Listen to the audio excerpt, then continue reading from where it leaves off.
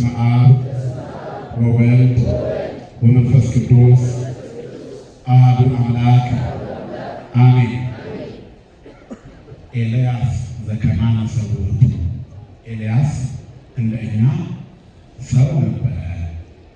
የያዕቆብ መልእክት ምዕራፍ 5 ቁጥር 17 ክቡር አባታችን ሊቀ ጉባኤ ቆሞስ አባ ተክለ ሃይማኖት የአዲስ አበባ ሀገረ ስብከት ዋና ስራ አስኪያጅና የደብረ ኃይል ቅዱስ ራጉኤል ካቴድራል አስተዳዳሪ፣ የተከበራችሁ የደቡብ አገልጋይ ካህናት፣ ሊቃውንተ ቤተክርስቲያን፣ መምህራን ወንጌል ሰባኪያን፣ በዝማሬ የምታገለግሉ ወንድሞችና እህቶች፣ የቤተክርስቲያንን የበረከት እጆች መዘርጋትና የትድግናዋን ድምፅ ለመስማት እግዚአብሔር ዓይን ላይ ልቦናችሁ ብርሃንን እንዲሰጥ እዚህ ልቦናችሁን እንዲከፍትላችሁ ልትማጸኑት በረከት ልታገኙ በእግዚአብሔር ቤት በመቅደሱ የተገኛችሁ የእግዚአብሔር ልጆች እስከ ሞት ድረስ ወደደን በመድኃኒተ ዓለም በኢየሱስ ክርስቶስ ፍጹም ሰላም እንደምን አመሻችሁ፣ እንደምን ዋላችሁ፣ እንደምን ቆያችሁ።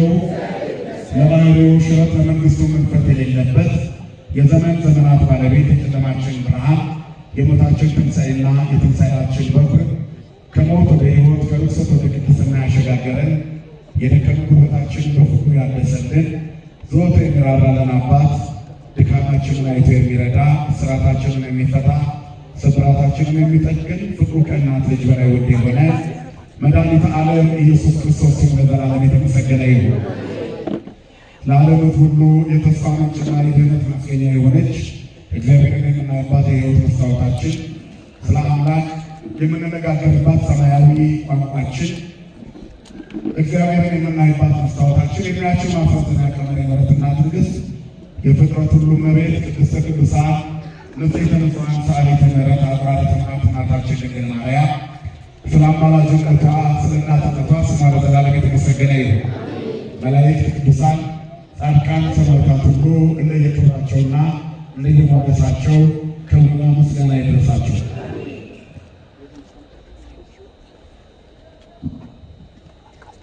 እንደ እግዚአብሔር መልካም ፈቃድ የምንነጋገርበት የመጽሐፍ ቅዱስ ክፍል ቅድም ያልነው ይሆናል።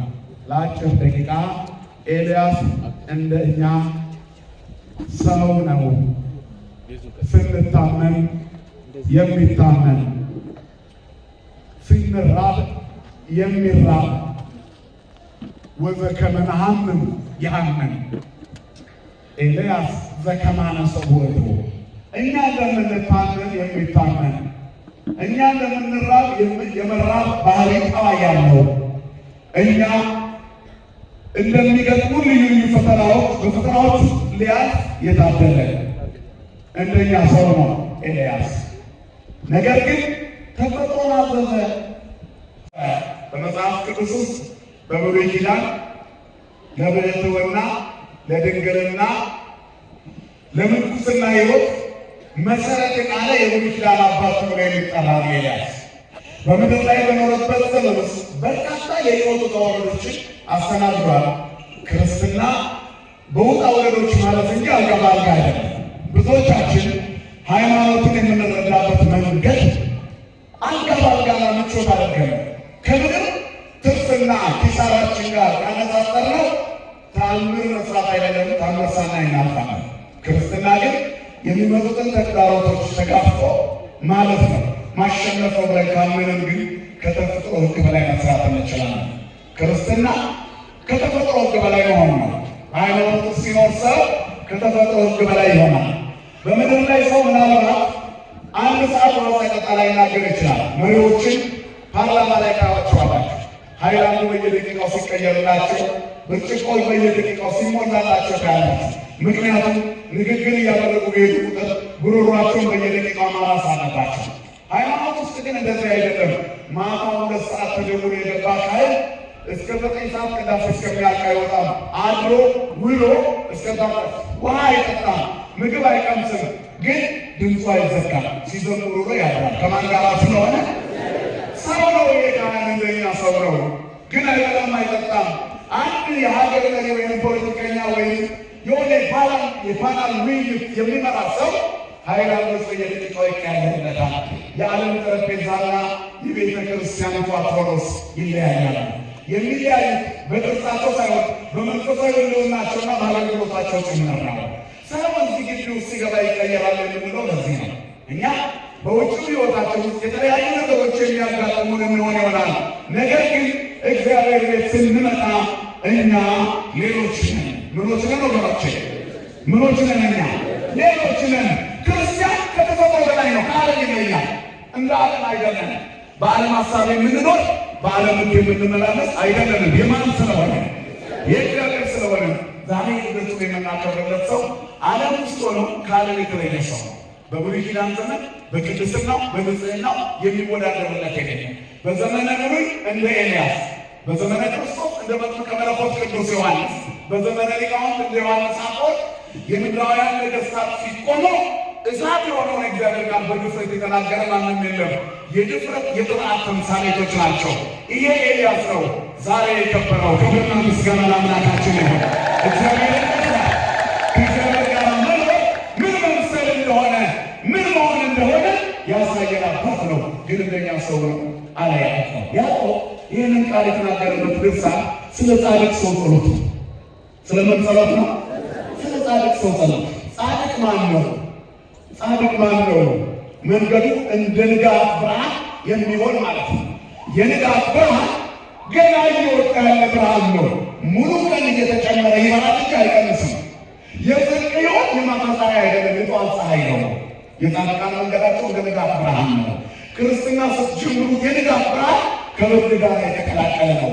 የክርስትናችንም የማለዳ ሕይወት ፈተና የተቀላቀለበት ነው። እየበራ ሴትን እየተለወጥን እንሄዳለን። ከዛ ለፈተና ፈተና እንሆንበታለን።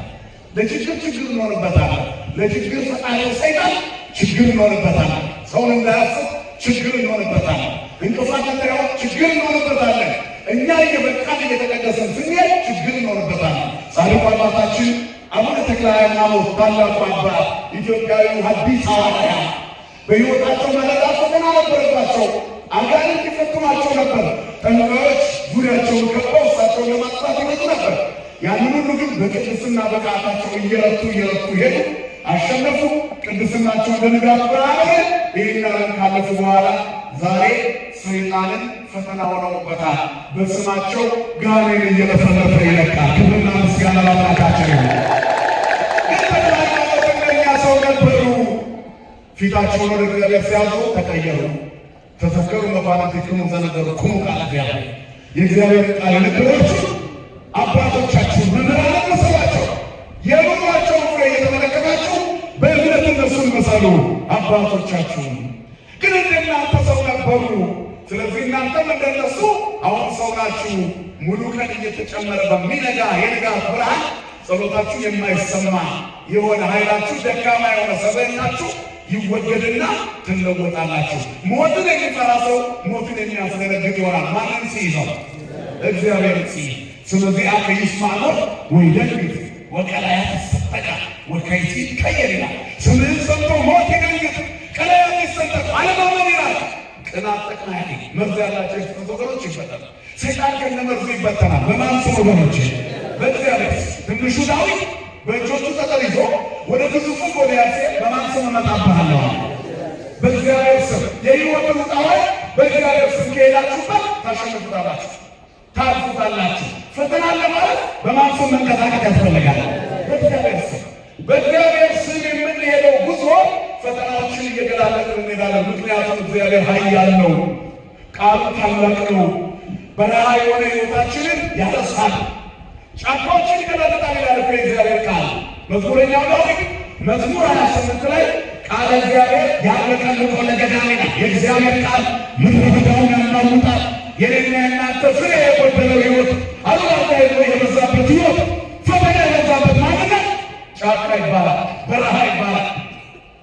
ይህ በረሃ ያናውጣል። የማን ቃል?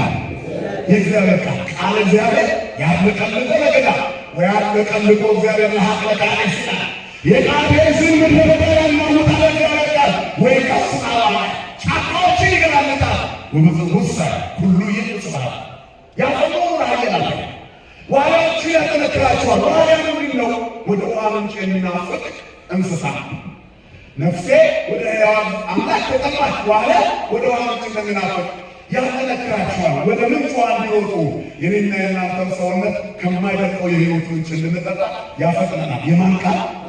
የእግዚአብሔር ቃል ምግብ ነው፣ ጉልበት ነው፣ ልብስ ነው፣ ኃይል ነው፣ ግርማ። ቤተክርስቲያን በብዙ ዘመናት መካከል የሚጠላት ጠላቶቹ እንደ አሸን ሰጥተው እያሳለፈች የኖረችው የእግዚአብሔር ቃል ስለቆማት በቅዳሴ በሰዓታቱ በማህሌቱ በእያንዳንዱ አገልግሎት ውስጥ ጫካ የሚገላለጥ እሳት የሆነ እግዚአብሔር ቃል በዚች መቅደስ ይገለጣል። የማይቋረጠው ምስጋና እንደ ክረምት ውሃ እንደ ሐምሌ ጎርፍ ያለማቋረጥ ይፈሳል። የሚጠላት ጠላቶች አፋቸውን ያላቀቁባትን ተመልሰው ከስራው ይወድቃሉ። እነሱ ያልፋሉ፣ እርሷ ግን አለች። ክብርና ምስጋና ለአምላካችን ይሁን። የእግዚአብሔር መቅደስ ቤተክርስቲያን እኔና እናንተን በሰውነታችን እናንተ የእግዚአብሔር መቅደስ ናችሁ። የእግዚአብሔር ቃል ጫካ የሆነ ሕይወታችሁን ይገላለጠዋል። ዓለም የበዛበትን ሕይወት፣ ዘረኝነት የበዛበትን ሕይወት፣ ጎጠኝነት የበዛበትን ሕይወት ይገላለጣል። ሰውነና መውደድ አለ፣ መዛል አለ፣ መስረፍ አለ በሕይወታችን። ግን ይሄ ነገር ጫካ ይሆናል። አሁን ሕይወታችን ብዙ ዓለም ይበዛበታል። ካመን ወደ ጥበብ ስንሄድ ልሞክረው ይሆነኝ ይሆን ብለን ነው እንደዚህ ፈውስ የመሰከረለት ምስክርነት ጉልበታችን የእምነት ጉልበታችን ሲላለ ሙከራ ይሆናል። ተስፋ የቆረጡ ወታደሮች ወደ ጦርነት የሚገቡት ተሸንፈው ነው። በመጀመሪያው ተኩስ ምናልባት መሳሪያ ሊወረውሩ ይችላል ወይ ጆር ላይ ሊሆን ይችላል። እኛ ሕይወት ብርቱ ሰልፍ ነው ይላል መጽሐፍ። ግን የምንሸነፍበት አይደለም። መስቀል የሚያስጥል ፈተና አይደለም። የትኛውን ፈተና ሊመጣ ማይተባችን አይላል። የማን ስለሆነ ኤልያሳዊ ሕይወት መንፈሳዊ ጥማት ክርስቲያንን ከፍ ያደርገዋል። ስለዚህ ያለ ያልቆ የጻድቅ ሰው ጸሎት ጉልበት አላት። ከእናንተ መካከል ማንም የታመመ ሰው ቢኖር የቤተ ክርስቲያን ቀሳውስትን ይጥራ፣ ይፈወሳል፣ ይጸልዩለት፣ ዘይቱንም ቀንዲሉንም ይቀቡት። የጻድቅ ሰው ጸሎት በስራዋ እጅግ ታደርጋለች። ይህ ግን ነው ኤልያስ እኮ እንደኛ ሰው ነበረ። ለውጥ የሚያመጣው ኤልያስ እንደኛ ሰው ነበረ። ዛሬ ኤልያስ ወደዚህ ምድር የመጣበት ቀን አባታችን ኤልያስ ከእናቱና ከአባቱ ተወልዶ ወደዚህ ዓለም በመጣበት በዚህች ዕለት ገና እንደተወለደ የእግዚአብሔር ድምፅ ቤቱን አናወጠው፣ ብርሃን ቤቱን አጥለቀለቀው። አራት ሰዎች ወይም መላእክት መጡና በእሳት መጎናጸፊያ ጠቅልለው ኤልያስን ሸፈነው ያዙት ይላል። ክብርና ምስጋና ለአምላካችን ይሁን። በወቅቱ የነበሩት ካህናተ ኦሪት ምን አሉ? ይሄ ሰው ነቢይ ነው ወይስ ንጉሥ ብለው ተደነቁ። ብርሃናውያኑ ተሰወሩ። ኤልያስ በጭምትነት አደገ። ቆንጠጥ ያለ ጠንካራ ክርስትና ቆፍጣና ስሜት አይደለም። ክርስቲያን ለመጣው ላልመጣው የሚያጨበጭብ አይደለም። ክርስቲያን ለሚናገረው ነገር ዋስትና ይመስላል። ከአፋችን የሚወጣው ቃል ዋስትና ካልወሰድን እኛ ሰዎች አይደለም። የሰውነት መለኪያው ለምንናገረው ነገር ዋስትና መሰረት ነው። ዛሬ ምን ስታረቁላል ዋስትና መሰረት አለ። ለዋልከው ስንት ማስቀይማል ወይም ስንት ሰዎች ባንተ ተከሰሰዋል። የተከፉበት ሰዎች የሉ፣ የተከፉብሽ የሉ፣ በሐሜት ያቀሰልሻቸው የሉ፣ ክፉ የተመኘሽላቸው የሉ። ይህንን ማስወገድ አለብን። እንደ ኤልያስ መንፈሳዊ ኮስታራ ያስፈልጋል። በጭምትነት ነው ያደገው። ሕይወቱ በሙሉ እግዚአብሔርን በመፍራት ነበረ። እናቱ ሆና እግዚአብሔርን በመፍራት ልጅ በማጣት እንደኖሩ ቤተሰቦች ሁሉ ጊዜ ጠብቃ ያገኘችው ልጇ ነበር። ነገር ግን እንደተወለደ በሕይወቱ ዘመኑ የኦሪትን ትምህርት እየተማረ አደገ። በአቱ የቀርሜሎስ ተራራ አደረገ። ከዛ የንጉሥና ሕይወት በብሉይ የጀመረ ባህታዊ ነበር። ብቸኛ ነበር፣ ድንግል ነበረ። ስለዚህ በዚህ የምናኔ ሕይወት ውስጥ ተለይቶ በረሃ መኖሩ ምናኔን በብሉይ ኪዳን የጀመረ የብሉይ ኪዳን የአዲስ ኪዳን ምልክት ተባለ። የኤልያስ አምላክ እግዚአብሔር ክብርና ምስጋና ለስሙ ይሁን። ኤልያስ ማለት የስሙ ትርጉም እግዚአብሔር ከፍ ያደርጋል ማለት ነው። ምን ያደርጋል ማለት ነው? ከፍ ያደርጋል። ቤተክርስቲያናችን በብሉይ ኪዳን ከፍተኛ ስፍራ ሰጥታ ከምታከብራቸው መቅደስ ካነጸችላቸው አባቶች መካከል አንዱ ነው ኤልያስ። እሱን የሚያደርግ ታላቅ ነቢይ ነው። ኤልዛቤል ካህናተ ጣዖትን ሰብስባ አንግሳ የእግዚአብሔርን ነቢያትና ካህናት ባስገደለች ጊዜ በኤልያስ ተበሳጭታ ነበር። ምክንያቱም የናቡቴን እርሻ እንዲቀማ ባሏን አሳስታ ነበር። የተሰራው በደል ስህተት እንደሆነ እግዚአብሔርን የማይወደው ነገር እንደሆነ የአንቺንም አስከሬን ውሾች ይበሉታል፣ አፈር አይነካሽም፣ ወደዚህ ምድር የምትቀበል አይደለሽም ብሎ በአደባባይ የደሰተው ኤልዛቤልን እርሱ ነበር። ኤልያስ ደፋር ማንም ስለያዘ ፈሪ የምንሆነው እግዚአብሔርን ካላዘ ሰው እግዚአብሔርን ከያዘ በሞት ውስጥ በድፍረት ያልፋል። እመኒ ወርቁ ማይከለ ዘላለም ሞት እይፈርሆ ለእኩይ እስመ አንተ ምስሌ በሞት መካከል እንኳን አንተ ከእኔ ጋር ነህና ክፉ አልፈራም። ስለዚህ ሲናገር ተበሳጨችና የእግዚአብሔርን ካህናትና ነቢያት ማስገደል ጀመረች። የእግዚአብሔር ሰዎች 1000 ሰዎች እንዲገደሉ ፈለገች። አብዩ የተባለ ነቢይ ያን ጊዜ ብላቴና ነበርና 50 ሰዎችን በሁለት ጉድጓድ ደግፎ አተረፋቸው። 900 ካህናት አሉ። ከዚህ በኋላ እግዚአብሔር ምን አለ? ኤልያስ አለ በፊቱ የቆምኩት የሰራዊት ጌታ እግዚአብሔር ይባላል። 3 ዓመት ከ6 ወር ዝናብ አይዘንብም። ሰማይ ታዘዘች፣ ውሃ ማስታጠለች፣ ደመናት ተበተኑ። ኤልያስ እስኪቀራቸው ድረስ ለ3 ዓመት ሰማዩ ቃጠሎ ሆኖ ቆየ። ምድርም እንዳታበቅል ብሎ ገሰጻት። ምድርም ዝም አለች። ከሰማይ ገና ተፈጥሮን አዘዘ። የማን ሰው ስለሆነ እና በዚህ ነው የምናየው። አያችሁ ሃይማኖት ማለት ይሄ። አሁን ሳይንስ ሁለት ነገሮች አሉ፣ ህይወት ያላቸውና ሊቪንግ ቲንግስ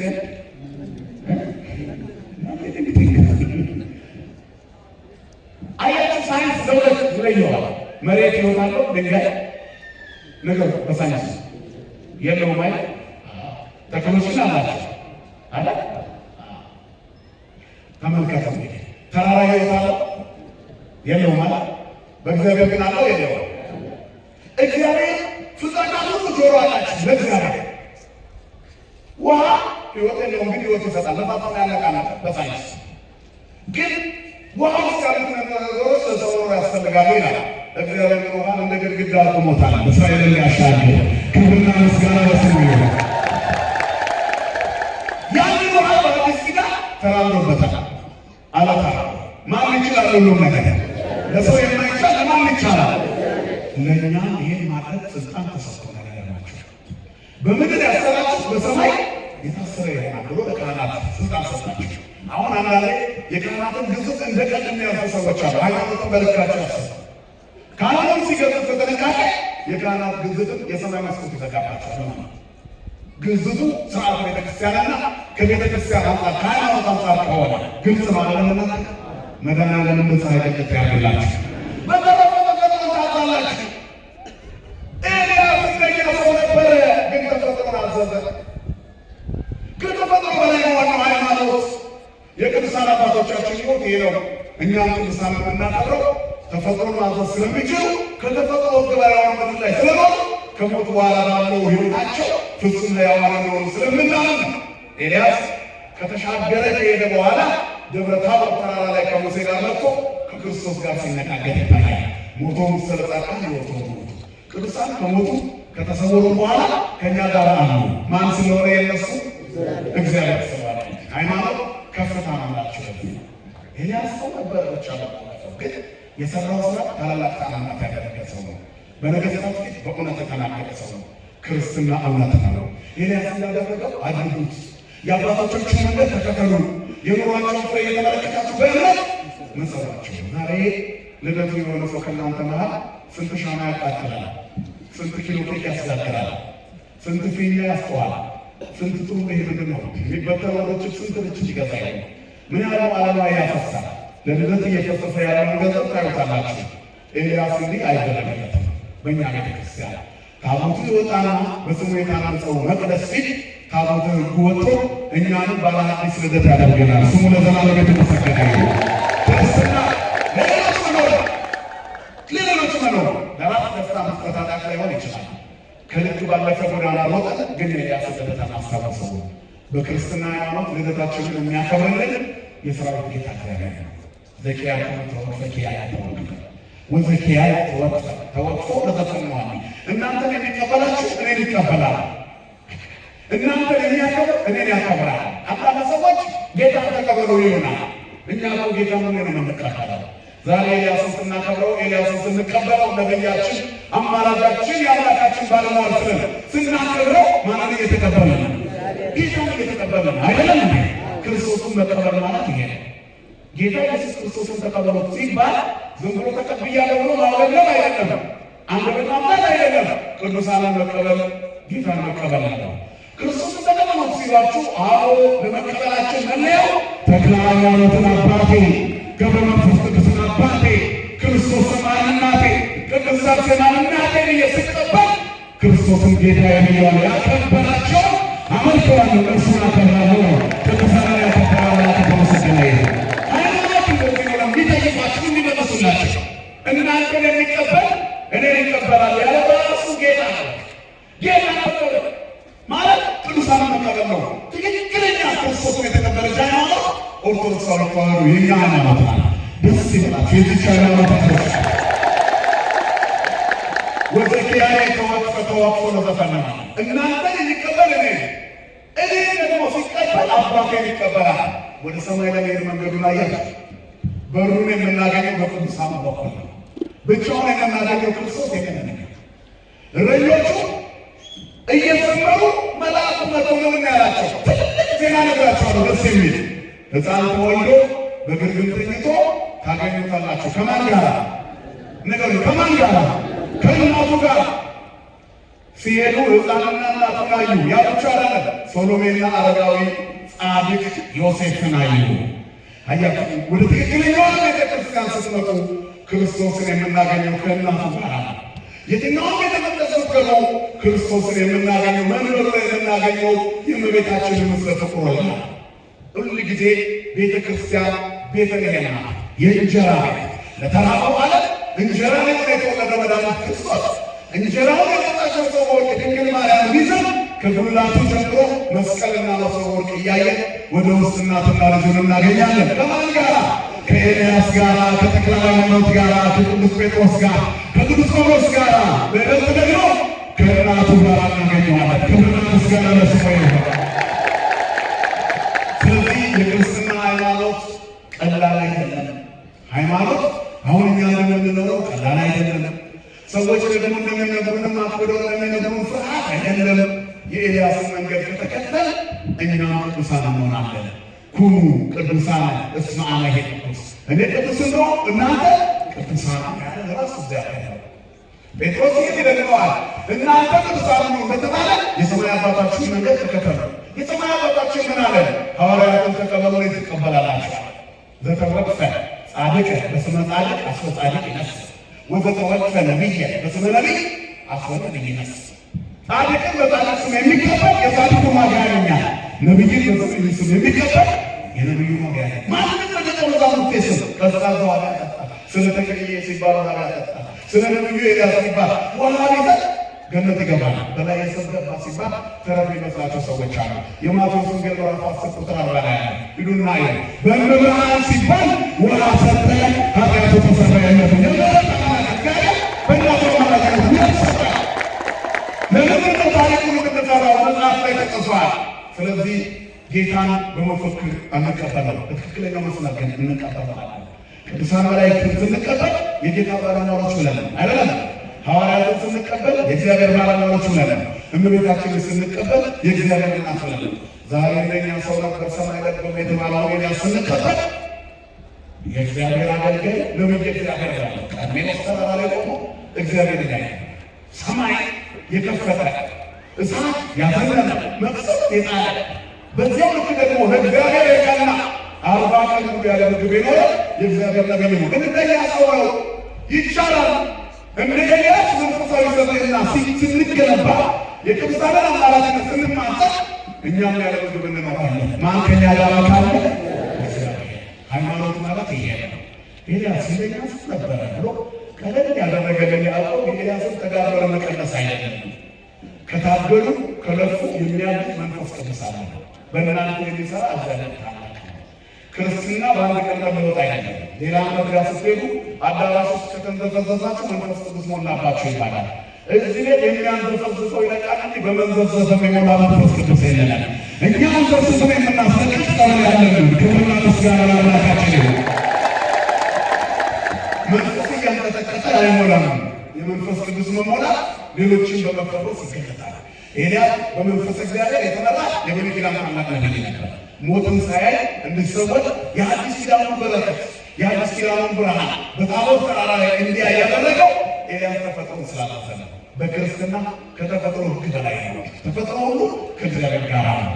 አይነት ሁሉ ሲሰጠው ያለ አንተ ትርጉም ሲሳያሉ ጊዜ ይላል። አንተ በየጊዜው ምግባችንን ትሰጣቸዋለህ። የሁሉ አይነት ተስፋ ያለ የተራሮች የአዕዋፋት የአለት የሁሉ አፍ አይን አንተ ተስፋ ያለ ሁሉ ከጋር ይበላል ይገርማቸዋል። ለዚህ ነው የቢታንያ ድንጋዮች በሆሳዕና እልል ብለው ድምፅ ያሰሙ ሆሳዕና በአርያም ብለው የዘመሩ ድንጋዮች ናቸው።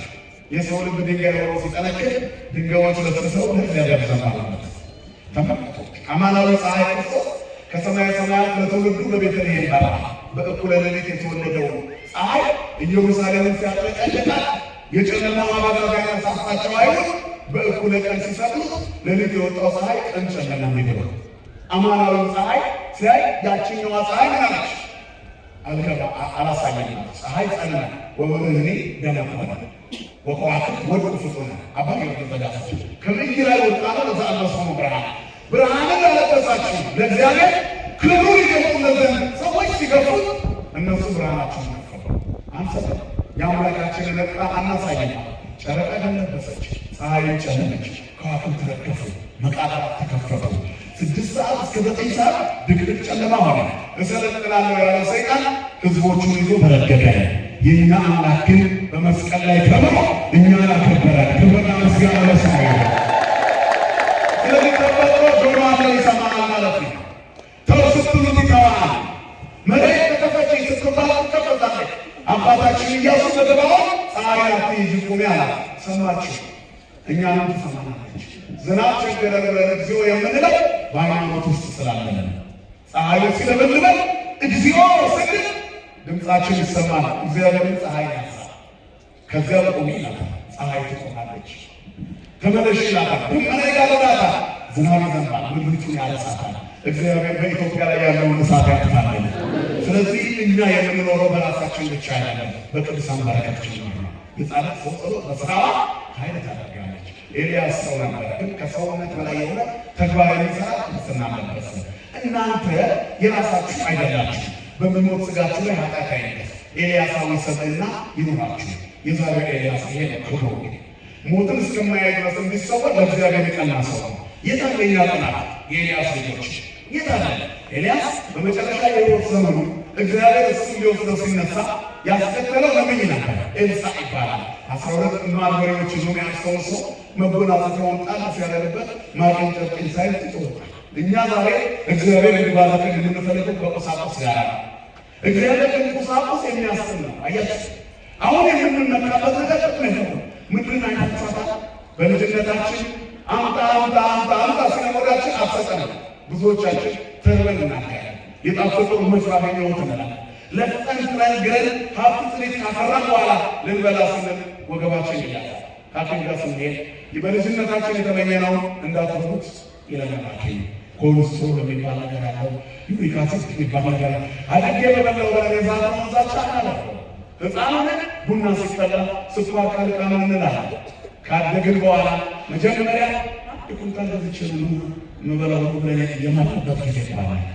1 ኪሎ 1 ኩንታል ብለን እንላለን። አሁን ግን 1 ማንኪያ አነሰ። አሁን ቡና እንኳን ጥቁር ቡና ያለ ስኳር መጠጣችን ይመራል።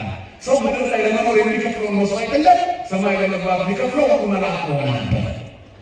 ሐኪሞቻችን የሚነግሩንን የምንሰማው ግማሽ ንስሐ አባታችንን ብንሰማ ክንፍ በበቀል ነበር። አባቶቻችን ጾሙ ሲሉ አፍሪካ ውስጥ ምን ጾም አለ? ከዜሮ በታች ቁጥር የለም። ከአፍሪካ በታች ቁጥር የለም። የምንገባበት ብለን ልንበላ ስንል ሐኪም ይመጣና አይ ከዚህ በኋላ ከበላት ሞት አለ ሲል ላለመሞት ታቆመዋለች። ቁመውን ስጋውን ህይወት እንደዚህ ነው። የምንለጣለጣ የምንደግምበት የምንጥሪ ዋጋ ያለው እግዚአብሔር ከሌለበት ከንቱ ከሰኔ እስከ ዳር የተደከመበት ሰበብ ማሳ ላይ ገበሬ የለፋበት ታጥቦ ከገባ ከተፈጨ በኋላ ተጋግሮ ስንት ቀን ነው የሚቆየው? ሳሻለ ነገር ነው ቢበዛ 3 ቀን ይቆያል። 3 ቀን አይደል? ከ5 ወር በላይ ተደፍቶበት 3 ቀን እሳት ካየው እንደየ እቺ ምድር እሳት ናት። የሚያሻግት እሳት፣ የሚጠብስ እሳት። ከዚህ እሳት ለመለየት ኤልያሳዊ ሰብዕና ያስፈልጋል። የአባቶቻችን ልክ ተከተሉ። ጸሎታቸው ያደርጋል። ኤልያስ እኮ እንደኛ ሰው ነበረ። ስለ ጾመ ስለጸለየ እግዚአብሔር ሰማውና ተፈጥሮን አዘዘ። ተፈጥሮን ታዛላችሁ፣ ቅዱሳን መንገድ ተከተሉ። ቅድስና ከእግዚአብሔር የሚገኝ በረከት ነው። ሙስና የለበትም። ዓለም ላይ የምናገኘው ነገር የምንከፍለው ጉቦ ይኖራል። ከእግዚአብሔር የምናገኘው በረከት ግን ራሳችንን ከሰጠን ይበቃል። የኤልያስን መንገድ ተከተሉ። የኤልያስ አምላክ እግዚአብሔር ወደ በሉ መጎናጸፊያውን በረከትን ይሰጣል። ባህር ይከፍላል፣ ተራራውን ሜዳ ያደርጋል። ኤልያስ ሁሉም ማድረግ የሚችለውን አምላክ ተከትሎ ስጋና ደም ሊሰራ የማይችለውን ሰራ። እግዚአብሔር የተከተሉት ጋሻ ነው። ክብርና ምስጋና ለስሙ ይሁን። ሁሉም ነገር ትቶ ተከተለው። በሬዎቹን አንዱን ጥማድ አደረገና ጋብዞ ኤልያስን ተከተለው። መጎናጸፊያ ስላነካ የኤልያስ መጎናጸፊያ ይህ ካህናችን በብድር በወለድ በጉቦ በአራቃ በተለያየ ነገር እየተከፋፈለበት ፍርድ ቤት ያለፈ ኃይላችን ሁሉ አማት ይሆናል። እግዚአብሔር ከኛ ጋር የሚበልጠውን ስናገኝ የሌላውን ተውለታል። ምክንያቱም ከእግዚአብሔር ጋር ያለውን ምስጢር ቂም በቀል ማራገፍ ነው። ወደ እነሆ ዘተሐየሰ ምስለ ቢጹ ይድግሩ ከወንድሙ ጋር የተጣላ ቢኖር እግዚአብሔር ስላገኘ ምን ያደርግለት? ይተውለት። ቂሙን ይተውለት፣ በቀሉን ይተውለት፣ የበደለውን በደል ይተውለት። እግዚአብሔር የሱን ኃጢአት ይተውለታል። ያ ጊዜ ተፈጥሮን ማዘዝ የሚችል የቅድስና ሕይወትን ገንዘብ ያደርጋል። መንገዳችን የቀና የሚሆነው አባቶችን ስንከተል ነው። የቅዱሳን ገድልና ታሪክ የሚነገረው የእነሱ የኑሮ ፍሬ እየተከተል እንድንለወጥ ነው። አባቶቼ፣ እናቶቼ፣ ወንድሞችና እህቶች እግዚአብሔር ኤልያስን ዛሬ ሊያመጣልን ይችላል? አይችልም? እስከ ዛሬ ሊያቆየው ይችል ነበር? አይችልም? የዛሬ ኤልያስ አንተ ነህ። ለዚህ እግዚአብሔር ኤልያስን በጊዜ ወሰደው። ተክለ ሃይማኖት ጻድቁን የወሰዳቸው እስከ ዛሬ ማቆየት ይችላል። ቅዱስ ጳውሎስን እስከ ዛሬ እንዲሰብክ ማድረግ ይችል ነበር። ግን እግዚአብሔር የዘመኑ ጳውሎስ አንተ ልትሆን ፈለገ። የዘመኑ ጴጥሮስ አንቺ ልትሆኚ ፈለገ። የእሷን ያሳየሽ አንቺ ምን ተሰጥቶኛለሽ? የዘመኗ ቅድስት አርሴማ ልትሆኚ፣ የዘመኗ ቅድስት ክርስቶስ ሰምራ ልትሆኚ የቅዱሳት አንስትን ገድልና ታሪክ እግዚአብሔር አስቀመጠ። የእናቶቻችንን ቅዱሳት የአባቶቻችንን ቅዱሳት የእነዚህ በረከት ይሄ ያለብን ደግሞ ለእኛ ሳይና በዚህ ዘመን ደግነት ማምጣት ይቻላል። ዘመኑ እየከፋና እየተፋፋ ሲመጣ የጨለማው ኃይል ስልጣኑ እያየለ ሲመጣ አንዳንድ ጊዜ የእግዚአብሔር ጉልበት የላላ የሚመስላቸው ሰዎች አሉ። ሎቱ ስብሐት ክብር ለስሙ ይሁን። አምላካችን ጉልበቱን ያን ሌላላ አምላክ የለም። በባህላዊ ንጉሥ በባህላዊ ኃያል ሁሉን ማድረግ የሚችል የዓለማት ሁሉ ፈጣሪ ያልነበረበት ጊዜ የሌለ የማይኖርበት ጊዜ የማይኖር ብቻውን ተአምር ማድረግ የሚችል እሱ ብቻ ነው። እንደሱማ ያለ ማንም የለም። ምኑ ከማት አባቶቻችን እንዳንተ ያለ ማን ነው ይሉታል። ብቻውን ተአምር የሚያደርግ ባህርን እንደ ግድግዳ ላይ ያለው እንዳንተ ያለ ማን ነው? በአገር ሁሉ ማድረግ የሚችል እንዳንተ ያለ ማን ነው ይሉታል። እውነት ነው። እንደ እግዚአብሔር ማንም የለም። ቅዱሳኑ በታላላቅ ተአምራት እንዲጓዙ የሚያደርግ እርሱ ነው። እኛ እዚህ የምንኖረው እግዚአብሔርን እያመለክን ነው። እግዚአብሔርን የምናመልክበትን መንገድ ደግሞ ቅዱሳንን ተከትለን ነው። ኤልያስ ሰው ነበረ። እኛም እንደ ኤልያስ ቅዱሳን እንሆናለን። የኤልያስን መንገድ ከተከተለ፣ በአማላጅነታቸው በቅዱሳን ጥላ ስር ከተጠለለ፣ የኑሯቸውን ፍሬ እየተመለከትን በእምነት ከመሰልናቸው፣ ያደረጉትን ደግነትና ቸርነት ከተከተል እንደነሱ እንሆናለን። እግዚአብሔር በመጨረሻ ኤልያስን ሊወስደው ፈለገ። በአውሎ ነፋስ ወደ ሰማይ ያወጣው። ሞትን አትቀምስ። የቅናትን ጥልቀት፣ መንፈሳዊ ጥንካሬ፣ ጥብዓትን፣ ኮስታታ ሕይወት፣ ዓለምን ያናፈቀው ማንነትን ከእናት ከአባቱ የሞቀ ቤት ወጥተህ ቀርሜሎስ ተራራ ላይ የአዲስ ኪዳን ሕይወት በብሉይ ኪዳን መሰረት ጥለሃልና ሞትን አትቀምስም ብሎ እግዚአብሔር ኤልያስን ወሰደው። ክብርና ምስጋና ለስሙ ይሁን። ላንሞትም እኮ እንችላለን። አያችሁ፣ ከዚያ በኋላ ኤልያስ ሊወስደው ሲል ኤልሳዕ ምን አለው? ሶስት ጊዜ ነገረው። እግዚአብሔር ወደ ገሊላ ብሎኛልና በዚህ ቆይ ብሎታል። ካፈማ አለ ያው እግዚአብሔር በሕያው ነፍስ ምን አለ? ካንተ አልለይም አለ። ከዛ ቤቴ ወደ ቤቴ ልኮኛል አለ።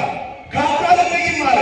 ወደ ኢያሪኮ ልኮኛል አለ። ካንተ ወደ ዮርዳኖስ ልኮኝ ካንተ አልለይም አለ። ዮርዳኖስን በመጎናጸፊያው ከፈለና ተሻግሮ መሄድ ጀመሩ። ከመሄዳቸው በፊት እንግዲያውስ የማትለየን ከሆነ ካንተ ሳልወሰድ የምትሻውን ለምን ብሎታል። ያንተ መንፈስ በሌላ ይሁን።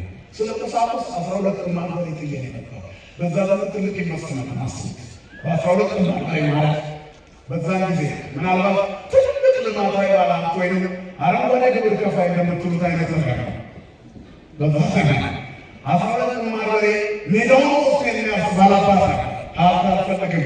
እግዚአብሔር ስለሚበልጥ እየተከተያለ ክርስትና ሁሉን ለእግዚአብሔር መተው ግልጽ ነው። ነገራችን ራስን ለእግዚአብሔር መስጠት ይህ የምትሰበስቡት የምታስቀምጡት ነገር ሁሉ ትርፍ ነው። እሱ መንግሥቶ ወጽድቆ ወትሰቅሎ ወትሰቅሎ አስቀድማችሁ መንግሥቱንና ጽድቁን ፈልጉ፣ ሌላው ይጨመርላችሁ። ትርፍ ነው። ባንካችሁ አካውንት ከፍ ትርፍ ነው። በዝናባችሁ በበዛት እግዚአብሔር መስጠቱ ትርፍ ነው። ከቸርነቱ አኳያ ዋናው እግዚአብሔር ለኛ ያዘጋጀልን የሰው እጅ ያልተጠበበባት ርስት የማታልፍ ርስት የእግዚአብሔር መንግሥት ናት። በዚያ እንዘምራለን። ለደቀ መዛሙርቱ ነግሯቸው ስለ ሞት ሲነግራቸው ፈርተው ነበር። አትደንግጡ እንጂ ሞትማ መሻገሪያ ነው። እየደንግጡ እመኑ በእግዚአብሔር እመኑ በአባቴ ነው በገነት ነው። ክርስትና ማመን ነው። ሞትን አይፈራውም ክርስቲያን። የት ማገኘ ሞት ይላል። ምክንያቱም የበቃ ነው። ሰው ከጸለየ ከሰው መስጋው ደግሞ ከተቀበለ ከተዘጋጀ ሞት ተከፈለ። ሞትን የምንፈራው ኃጢአት ውስጥ ስለሆነ ነው። መግቢያችን የት እንደሆነ ስለማናውቅ እንጂ እግዚአብሔርን ካየነው ባገኘው ትንላላለ አይደለም እንዴ? እግዚአብሔርን የምናይበት አይነ ልቡና እግዚአብሔር ይስጣል። ያን ጊዜ ጆሮቻችን ከቀራንዮ በሚገቡት ቃላት ይሞላል። አትደንግጡ አላቸው። ይደግስሙ ልብክሙ እመኑ በእግዚአብሔር ወእመኑ ልባችሁ አይታወክ፣ በእግዚአብሔር እመኑ በአባቴ እመኑ በእኔም ደግሞ እመኑ አላለ። እስመ ውስተ ቤተ አብየ ኩሉ ማኅደር በአባቴ ቤት ብዙ መኖሪያ አለ። አያችሁ አሁን ምድሪቷ ሞላች ብለው ሰዎች የሚሳቀቁ ሰዎች አሉ። ምን አገባቸው? የራሳቸውን ላይ ወሰደባቸው። ባለችው ምድር ላይ ሰው የድርሻውን ለእግዚአብሔር ሕይወቱን ሰጥቶ የድርሻውን ከኖረ ይህ ምድር መጠለያ ጣቢያ የምንቆይበት እንጀኛ ያለ እኛ ሀገራችን ሌላ በአባቴ ቤት ብዙ መኖሪያ አለ፣ በዚያ ለእናንተ ስፍራ አለ፣ ይሄ መቆያችሁ ነው ብሎናል። ስለዚህ ስንኖር ስንሞት የማንኛ ክርስቲያኖች የእግዚአብሔር እመኒ ኃይል ወእመኒ ሞት ነው። ለእግዚአብሔር እኛ ለእግዚአብሔር ብንሞት ብንኖርም የእግዚአብሔር ነው። ስለዚህ በዚህ ዓለም ላይ ስንኖር ትልቁ ትኩረታችን የዘላለማዊ ቤታችን መኖር ጉዳይ ነው። ስለ መቁረብ ስለሆነ ስለ መቀበል እግዚአብሔር በጥንቃቄ የሚጠብቅልን አምላክ ተደግፎ ስለመኖር ካነሳ በማይቀሩ በእግዚአብሔር ስለማለት ስጋቱን የሚያስወግደው እግዚአብሔር ስለመደገፍ በጨለማ መካከል የሚደነቅ ብርሃን ስለሚያወጣው ስለ እግዚአብሔር ማሰብ ፍርሃትን ስለሚያስወግደው ስለ እግዚአብሔር ማሰብ መንፈሳዊ ሕይወት ማለት ይሄ እግዚአብሔር ጉልበት ይሆናል ለሁላችን። ስለዚህ ሰው ስለበረከት ካሰባ ያጣ መንፈስ በኔ ላይ እጥፍ ድርብ ይሆንልኝ አለ። ኤልያስ ሰው ነበር። አሁን ሊለወጥ ነው። ክርስትና መለወጥ ከቁሳዊነት ወደ መንፈሳዊነት፣ ከውስንነት ወደ ረቂቅነት፣ ከጥበት ወደ ስፋት፣ ወደ ምልአት፣ ከውስንነት ወደ ምልአት ማድረግ ነው። አሁን ኤልያስ እዚያ አለ። ኤልያስ በነበረበት በሕይወት ዘመኑ በምድራዊ ሕይወቱ በኢየሩሳሌም ብቻ ነበር ያለው።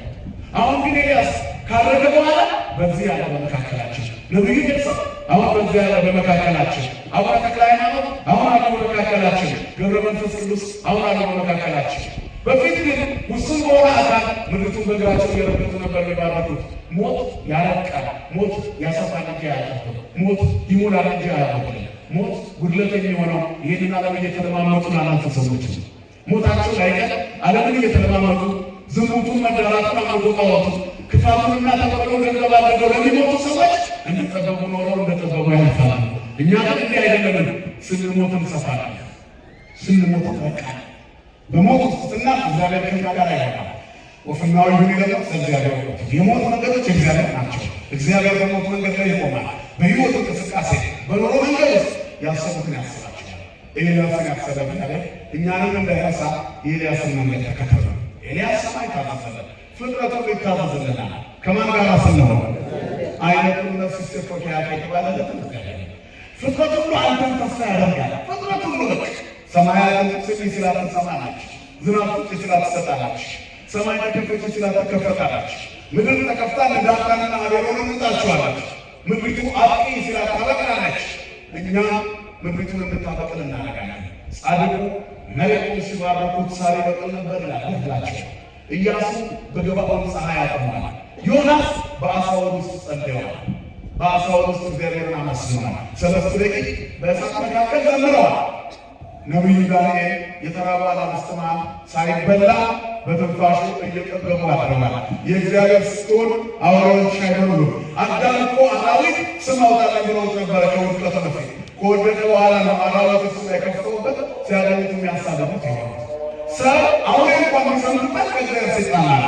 አያችሁ ፍጥረ ከእግዚአብሔር ስንለይ ነው የእግዚአብሔር ስንሆን ፍጥረት ሁሉ ይታዘዝልናል። መንፈሳዊ ኤልያስ ያደረገው ይሄ ነው። እንግዲህ ከአንተ ሰው ወሰደ ካየህ መንፈስ ያደርግሃል። ኤልሳ በጸሎት አደረገው። እንደኛ ሰው የሆነ ኤልያስ ወደ ሰማይ ወጣና አለቀቀ። ኤልሳ ተመለከተው፣ መጎናጸፊያውን ተቀብሎ የኤልያስን መንፈስ እጥፍ ድርብ ተቀበለ። አባቱ ኤልያስ የከፈለውን ባህር እሱም ከፈለ። እኛም አባታችን ኤልያስ የከፈለውን ባህር መክፈል እንችል። የኤልያስ አምላክ እግዚአብሔር ሁላችንን ይርዳል። ክርስትና ንግግር አይደለም፣ ሕይወት ነው። ክርስቲያን ማለት በየቀኑ ራሱን የሚነካ ሁሉ ጊዜ ራሱን የሚያዳምጥ። ኤልያስ በተራራው ላይ ራሱን ያዳምጥ። ቤተክርስቲያን የተቀደሰች ተራራ ነው። ደብረ ቅዱስ ልትባባ ይችላል። ደብረ ኃይል የኃይል ደብር፣ ሰዎች ኃይልን የሚጎናጸፉባት፣ ክብርን የሚጎናጸፉባት ይቺ ደብር የኔን እናንተ ተራራ ነች። በዚህ ተራራ ላይ ነው እግዚአብሔርን የምናገኘው። ኤልያስ በቀርሜሎስ ተራራ ላይ አምላኩን አገኘ። የኛ ቀርሜሎስ ደብረ ኃይል ቅዱስ ራቦ አሁን ነው ቆመናል። ያማለደናል ብለናል መልአኩ። ዛሬ ደግሞ በዕለተ ቀኑ ነቢየ እግዚአብሔር ኤልያስ ይህችን ደብረ ቀርሜሎስ አድርጎልናል። እንደኛ ሰው ነበረ፣ አሁን ግን ረቀቀ፣ ብርቱን ሞላ። እኛም በቅድስና ስንመላለስ ብርቱን እንሞላለን። የተጣላችሁ ታረቁ፣ የቀማችሁ መልሱ፣ ክፋት ከልባችን ይራቅ። ልባችን ፍቅር ብቻ ያስብ። ኃጢአታችንን ይቅር እንዲለን ንስሐ እንግባ። ወደ ሥጋ ወደሙ እንቅረብ፣ እንለወጥ። ጊዜው መሽቷል። የቀረውን ሰዓት ብቻ ምልክቱ አልፏል። ስለዚህ አሁን እግዚአብሔር በመጨረሻ ቀን ኤልያስን እንደሚያመጣው ይመጣ ያለው ኤልያስ ይሄ ብሎ የነገረን መድኃኔዓለም ኢየሱስ ክርስቶስ በአዲስ ኪዳኑ ኤልያስን በታቦር ተራራ ላይ ገልጦታል። የምጽአቱ ምልክት ፍጻሜ ተቃርቧል። እግዚአብሔር ለእኛ ትልቁን በረከት የሚያፈስበት ጊዜ ደርሷል። ይህንን በረከት መቀበል የምንችለው ግን የምጽአቱን ድምፅ ስንሰማ ነው። የምጽአቱ ድምፅ የሚሰማ ጆሮ የተቀደሰ ግን ምን አይነት ጆሮ? ቃሉን ሲሰማ የሆነ ጆሮ ባይሆን ይህ ቃል በባረከተ ይስማ። ጆሮቻችንን ያንተን ቃል ብቻ ይሰማል። አሁን አባታችን ኤልያስ አቀርቧል። ወደ ሰማይ በእሳት ሰረገላ ከፍ ብሏል። እኛም አይተነዋል። ዛሬ የተወለደው ኤልያስ በእሳት መጎናጸፊያ የተጠቀለለ ነው። እሱ ሲወለድ ቤቱ ብርሃን ሞልቶ ነበር። ቀርሜሎስ ተራራ እሳት ይዘንብበት ነበር። እሳት ያሳይ ነበር።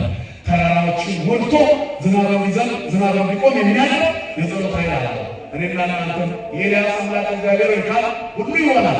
ኤልሳ የኤልያስ መጎናጸፊያ ይዞ ዮርዳኖስ ፊት ቆመ። ኤልያስ እንደመጣው መምጣት አልቻለም። ግን ኤልያስ እንደኔ ሰው ነበረ። ባህሩን ከፍሏል። የኤልያስ አምላክ እግዚአብሔር ከኔ ጋር ይሆናል።